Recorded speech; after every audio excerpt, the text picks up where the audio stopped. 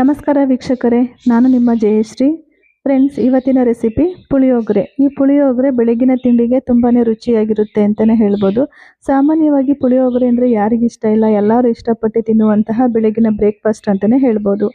ಈ ಪುಳಿಯೋಗರೆನ ನಾನು ಯಾವ ರೀತಿ ಮಾಡ್ತೀನಿ ಅನ್ನೋದನ್ನು ನಿಮ್ಮ ಜೊತೆ ಇವತ್ತು ತೋರಿಸ್ಕೊಡ್ತೀನಿ. ಬನ್ನಿ, ಆಗಿದೆ ನೋಡ್ಕೊಂಡು ಬರೋಣ. ಮೊದಲಿಗೆ ನಾನಿಲ್ಲಿ ಒಂದು ಬಾಣಲೆ ಇಟ್ಕೊಂಡು ಬಾಣಲೆ ಬಿಸಿ ಆಗ್ತಾ ಇದ್ದಾಗೇನೆ ಸ್ವಲ್ಪ ಎಣ್ಣೆ ಹಾಕಿದ್ದೀನಿ. ಎಣ್ಣೆ ಕಾಯ್ದ ನಂತರ 1 ಸ್ಪೂನ್ ಅಷ್ಟು ಸಾಸಿವೆ, ಒಣಮೆಣಸಿನಕಾಯಿ, ಕರಿಬೇವು ಇಷ್ಟನ್ನು ಹಾಕ್ಬಿಟ್ಟು ಚೆನ್ನಾಗಿ ಫ್ರೈ ಮಾಡ್ಕೊಳ್ತೀನಿ. ನಾನಿಲ್ಲಿ ಗೊಜ್ಜನ್ನು ನಾನು ಮನೆಯಲ್ಲೇ ಮಾಡಿರುವಂತಹ ಪುಳಿಯೋಗರೆ ಪೌಡರ್ನ ಉಪಯೋಗಿಸ್ಕೊಂಡು ಆನಂತರ ಇಲ್ಲಿ ಗೊಜ್ಜನ್ನು ಮಾಡ್ತಾ ಇದ್ದೀನಿ. 1 ಬೌಲಷ್ಟು ಹುಣಸೆ ರಸವನ್ನು ಸಹ ನಾನಿಲ್ಲಿ ಸೇರಿಸ್ಕೊಳ್ತಾ ಇದ್ದೀನಿ. ರುಚಿಗೆ ತಕ್ಕಷ್ಟು ಉಪ್ಪು, 1 ಸ್ಪೂನ್ ಅಷ್ಟು ಬೆಲ್ಲದ ಪುಡಿ ಇಷ್ಟನ್ನು ಹಾಕ್ಬಿಟ್ಟು ಚೆನ್ನಾಗಿ ಕುದಿಸ್ಕೊಳ್ತೀನಿ. ಒಂದು 8 ನಿಮಿಷ ಅಷ್ಟು ಹೊತ್ತಾದರೂ ಸಹ ಈ ಗೊಜ್ಜನ್ನು ನಾನು ಚೆನ್ನಾಗಿ ಕುದಿಸ್ಕೊಳ್ತಾ ಇದ್ದೀನಿ. ಒಂದು 7 ರಿಂದ 8 ನಿಮಿಷ ಈ ಹುಣಸೆ ರಸನ ಚೆನ್ನಾಗಿ ಕುದಿಸ್ಕೊಂಡ್ರೆ ಗೊಜ್ಜು ತುಂಬ ಚೆನ್ನಾಗಾಗುತ್ತೆ. ಈ ಗೊಜ್ಜಿಗೆ ಸಾಮಾನ್ಯವಾಗಿ ನಾನು ಇಲ್ಲಿ ಇಂಗು, ಸಾಸಿವೆ, ಒಣ ಕೊಬ್ಬರಿ, ಎಳ್ಳು ಎಲ್ಲನೂ ಚೆನ್ನಾಗಿ ಹೆಚ್ಚಾಗಿ ಉಪಯೋಗಿಸಿರೋದ್ರಿಂದ ನಾನಿಲ್ಲಿ ಗೊಜ್ಜಿಗೆ ನಾನು ಡೈರೆಕ್ಟಾಗಿ ಕೊಬ್ಬರಿನ ಉಪಯೋಗಿಸ್ತಾ ಇಲ್ಲ. ಪೌಡರ್ ಮಾಡಬೇಕಾದ್ರೇ ಒಣ ಕೊಬ್ಬರಿನ ಹೆಚ್ಚಾಗಿ ಹಾಕಿದ್ದೀನಿ. ಹಾಗಾಗಿ ನಾನು ಇಲ್ಲಿ ಕೊಬ್ಬರಿ ಉಪಯೋಗಿಸಿಲ್ಲ.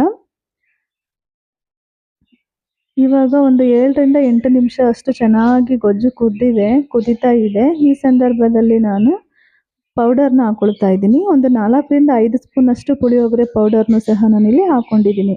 ಈ ಪುಳಿಯೋಗರೆ ಪೌಡರ್ನ ಹಾಕ್ಕೊಂಡು ಚೆನ್ನಾಗಿ ಮಿಕ್ಸ್ ಮಾಡಬೇಕು. ಈ ರೀತಿಯಾಗಿ ಚೆನ್ನಾಗಿ ಮಿಕ್ಸ್ ಮಾಡಿದ ನಂತರ 1 ಸ್ಪೂನ್ ಅಷ್ಟು ಎಳ್ಳಿನ ಪುಡಿ, ಕಪ್ಪು ಎಳ್ಳಿನ ಪೌಡರ್ನು ಸಹ ನಾನಿಲ್ಲಿ ಹಾಕ್ಕೊಂಡಿದ್ದೀನಿ. ನೀವು ಈ ಸಂದರ್ಭದಲ್ಲಿ ಬೇಕು ಅಂದರೆ ಒಣ ಕೊಬ್ಬರಿ ಪೌಡರ್ನು ಸಹ ಹಾಕೋಬಹುದು. ನಾನಿಲ್ಲಿ ಒಣ ಕೊಬ್ಬರಿನ ಬಳಸ್ತಾ ಇಲ್ಲ, ಪೌಡರ್ಗೆ ಹಾಕಿದ್ದೆ, ಹಾಗಾಗಿ ನಾನು ಹಾಕ್ಕೊಂಡಿಲ್ಲ. ನೋಡಿ, ಗೊಜ್ಜು ಚೆನ್ನಾಗಿ ರೆಡಿಯಾಗಿದೆ. ಇವಾಗ ನಾನು ಒಂದು ಒಗ್ಗರಣೆ ಮಾಡ್ಕೊಳ್ತಾ ಇದ್ದೀನಿ. ಕಡಲೆಬೇಳೆ, ಉದ್ದಿನಬೇಳೆ, ಕಡಲೆಬೀಜ ಇಷ್ಟನ್ನು ಹಾಕ್ಬಿಟ್ಟು ಎಣ್ಣೆಯಲ್ಲಿ ಗರಿಗರಿಯಾಗಿ ಚೆನ್ನಾಗಿ ಫ್ರೈ ಮಾಡಿಕೊಂಡು ಆ ನಂತರ ಈ ಗೊಜ್ಜಿಗೆ ಸೇರಿಸ್ಕೊಳ್ತಾ ಇದ್ದೀನಿ.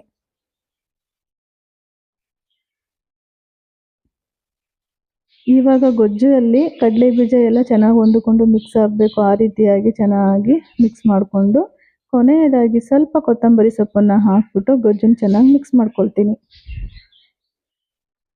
ಇವಾಗ ಪುಳಿಯೋಗರೆ ಗೊಜ್ಜು ರೆಡಿಯಾಗಿದೆ. ನೋಡಿ ಎಷ್ಟು ಚೆನ್ನಾಗಿ ಬಂದಿದೆ.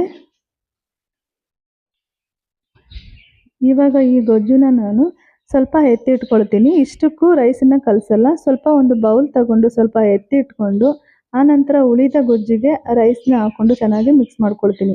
ನನಗೆ ಎಷ್ಟು ಬೇಕು ಅಷ್ಟನ್ನು ಮಾತ್ರ ಇಲ್ಲಿ ಗೊಜ್ಜನ್ನ ಉಪಯೋಗಿಸ್ತಾ ಇದ್ದೀನಿ. ಈ ಪುಳಿಯೋಗರೆ ತುಂಬಾ ರುಚಿಯಾಗಿತ್ತು, ತುಂಬಾ ಚೆನ್ನಾಗಿ ಬಂದಿತ್ತು. ಒಬ್ಬೊಬ್ಬರು ಒಂದೊಂದು ರೀತಿಯಾಗಿ ಮಾಡ್ತಾರೆ. ಈ ಪುಳಿಯೋಗರೆ ಗೊಜ್ಜು ಯಾರಿಗೆಲ್ಲ ಇಷ್ಟ ಆಯಿತು ಪ್ಲೀಸ್ ಒಂದು ಲೈಕ್ ಮಾಡಿ, ಶೇರ್ ಮಾಡಿ, ಕಮೆಂಟ್ ಮಾಡಿ.